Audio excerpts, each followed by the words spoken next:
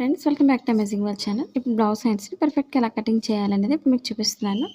అలాగే మీకు ఈ హ్యాండ్స్లో మీకు డిజైన్ కూడా చూపిస్తాను. స్కిప్ చేయకుండా చూడండి, మీకు చాలా ఈజీగా అర్థమవుతుంది. మా ఛానల్ కనుక ఫస్ట్ టైం చూసినట్లయితే లైక్ చేయండి, షేర్ చేయండి, సబ్స్క్రైబ్ చేయండి. ఇప్పుడు 2 హ్యాండ్స్ కోసం మనం 2 ఫోల్డింగ్స్ తీసుకొని మిడిల్ ఫోల్డింగ్ చేసుకోవాలి. కరెక్ట్గా ఫోల్డింగ్స్ అనేది కరెక్ట్గా చూసుకోండి. మెయిన్ మనకి ఇప్పుడు మిడిల్ అంటే 4 ఫోల్డింగ్ చేసుకోవాలి. నార్మల్ బ్లౌజ్కి అయితే ఇప్పుడు కూడా మనం ఒక 1.5 ఇంచ్ అయితే మార్కింగ్ చేసుకోవాలి. బార్డర్ అనేది ఉంది కాబట్టి ఒక హాఫ్ వరకు ఫోల్డ్ చేసుకోవచ్చు. ఫుల్గా కావాలనుకున్న వాళ్ళు క్లాత్ని యాడ్ చేసుకోవాలి. ఇప్పుడు నేను బార్డర్ ఉంది కాబట్టి నేను ఒక హాఫ్ వరకు ఫోల్డింగ్ అనేది లోపలికి ఫోల్డింగ్ చేసేస్తాను. కాబట్టి ఒక 1 ఇంచ్ వరకు మార్కింగ్ చేసుకోవాలి. ఇప్పుడు పొడవు తీసుకోవాలి, హ్యాండ్ పొడవు. ఇప్పుడు కరెక్ట్గా పొడవు వచ్చి నేను 5 ఇంచెస్ అయితే మార్కింగ్ చేస్తున్నాను లోపల ఫోల్డింగ్తోనే. మీకు ఫోల్డింగ్ అనేది ఎక్స్ట్రా వదులుకొని ఇక్కడి నుంచి అయినా 5 ఇంచెస్ తీసుకోవచ్చు. నేను డిజైన్ అనేది మార్కింగ్ చేస్తాను, 5 ఇంచెస్ తీస్తున్నాను. ఫోల్డింగ్కి 1 ఇంచ్ గ్యాప్ వదిలేస్తున్నాను. అలాగే ఇప్పుడు హ్యాండ్ లూజ్ మార్కింగ్ చేసుకోవాలి. మా blouse cutting in Telugu second channel ఉందండి, అక్కడ ఒకసారి చూసి లైక్ చేయండి, షేర్ చేయండి, సబ్స్క్రైబ్ చేయండి. 5 ఇంచెస్ లూజ్కి ఒక మార్కింగ్ చేస్తాను. ఎక్స్ట్రా అనేది ఒక 1.5 ఇంచ్ అయితే మార్కింగ్ చేస్తాను. అలాగే మనకు లూజ్ వచ్చి ఈ విధంగా మధ్యకి ఒక మార్కింగ్ చేసుకోండి స్ట్రైట్గా. మనకు పైనుంచి మార్కింగ్ చేసే పర్వాలేదు, లేదా మనకి హ్యాండ్ పొడవని బట్టి మీరు మార్కింగ్ చేసుకోండి. అలాగే ఇక్కడి నుంచి లోతు ఎలా తీయాలనేది మీకు పర్ఫెక్ట్గా రావాలంటే ఎలా తీయాలనేది మీకు చూపిస్తాను.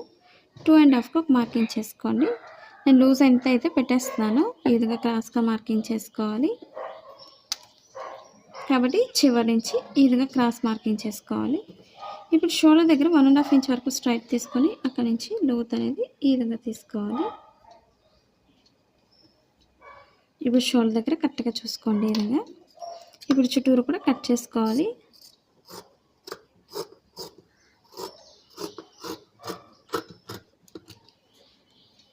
అలాగే ఇప్పుడు ఎక్స్ట్రా క్లాత్ అనేది కట్ చేసుకోవాలి.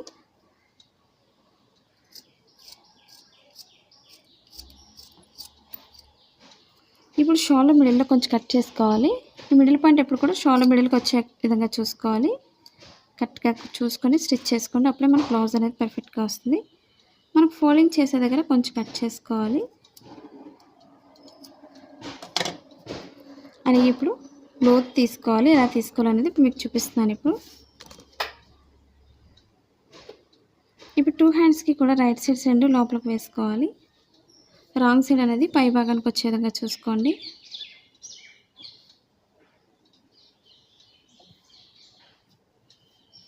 అలాగే వెనక భాగానికి కూడా మార్కింగ్ చేసుకోండి. కొత్తగా టైలరింగ్ నేర్చుకున్న వాళ్ళకి టిప్స్ అనేది బాగా ఉపయోగపడుతుంది.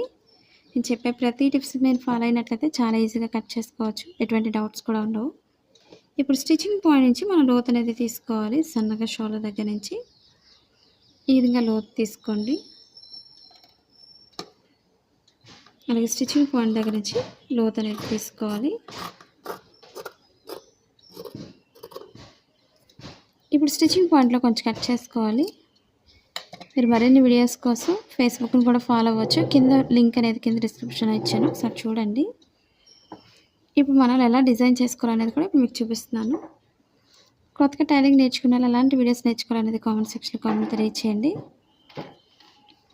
ఇప్పుడు నేను మిడిల్లో కొంచెం కట్ చేస్తున్నాను, దానికోసం మార్కింగ్ చేస్తున్నాను. ఇప్పుడు కరెక్ట్గా మిడిల్కి ఫోల్డింగ్ చేసుకోండి.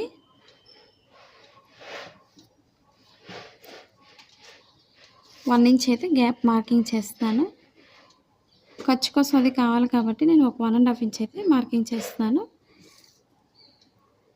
ఇదే మార్కింగ్ని స్ట్రైట్ తీసుకొని కట్ చేసుకోవాలి. ఈ మిడిల్ పాయింట్లో నేను వేరే క్లాత్ని యాడ్ చేస్తున్నాను. ఇప్పుడు అలాగే ఇదంతా కూడా పొడవు అనేది కట్ చేయకుండా మిడిల్ నుంచి కొంచెం గ్యాప్ వదిలి కట్ చేస్తున్నాను. ఒక 1 ఇంచ్ గ్యాప్ ఉంటే సరిపోతుంది. మీకు డిజైన్ బట్టి మీరు కట్ చేసుకోండి. అలాగే హ్యాండ్ పొడవుని బట్టి కరెక్ట్గా ఒక 1 ఇంచ్ అయితే మార్కింగ్ చేస్తున్నాను. మీకు ఎలాంటి డౌట్స్ ఉన్నా సరే కామెంట్ సెక్షన్లో కామెంట్ తెలియచేయండి. నచ్చినట్లయితే తప్పకుండా లైక్ చేయండి, మీ ఫ్రెండ్స్ కానీ మీ రిలేటివ్స్ కానీ షేర్ చేయండి వీడియోస్ని. ఇప్పుడు మనకి ఇంతే క్లాత్ని వేరే క్లాత్ని తీసుకొని యాడ్ చేసుకోవచ్చు ప్యాచ్ వర్క్ కింద, లేదా వేరే డిజైన్ అయినదా ఏదైనా సరే మనం మార్కింగ్ చేసుకోవచ్చు. అది ఎలా చేసుకోవాలనేది మీకు ఈజీగా చూపిస్తాను ఇప్పుడు.